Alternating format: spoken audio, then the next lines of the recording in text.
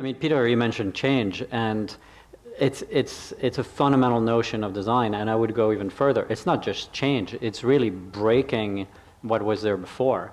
And you know, all of us have experience going to a hospital or a clinic, and that experience probably needs to be broken and rebuilt into something entirely different.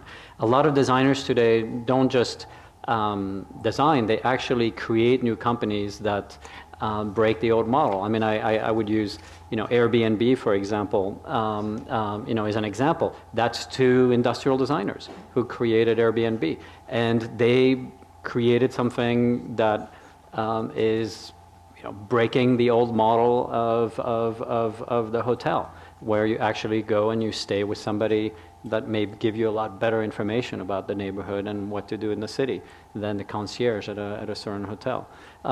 So design is for me about a radical change, and we live in an era where change is accelerating, and we have technologies, but we also have you know, the way people are thinking is evolving very, very quickly, and so there is an open-mindedness towards moving to completely different business models, and designers are not afraid of breaking things, but they know how to rebuild them. They know how to put them back into something that will become the kind of experience that we're looking for in this day and age. Well, IDEO is involved in designing businesses, isn't that right? Well, I think it's this idea of being able to grapple with the design of the whole system, right? And so whether it's a business, a venture, or whether it's some other kinds of system like a health system, if you can pick the right scope, right, and you can certainly try and go too big and it gets too complicated, too hard to resolve, but if you can pick the right scope, and a new venture, a new business is often a really great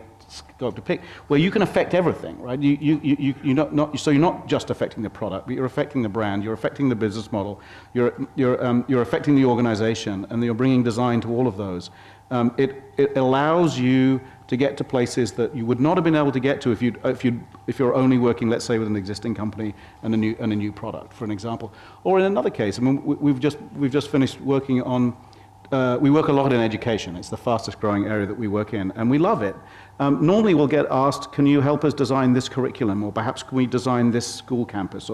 But we've just finished working on a project in Peru where we've got to do the whole thing, a whole new school system that included the schools, the curriculum, the business model, the technology model, the tools that teachers use to share information, absolutely everything designed from the ground up. What kind of people were involved in that? It's a great problem. I mean, we had folks with education backgrounds who are designers also. We had architects, we had software designers, graphic designers, and then we had a remarkably enlightened client. And how long does something like that take? I mean, for the design phase itself is a little less than a year. And you know, how do you envision the future of it? You know, because you're not designing for today, you're designing for tomorrow.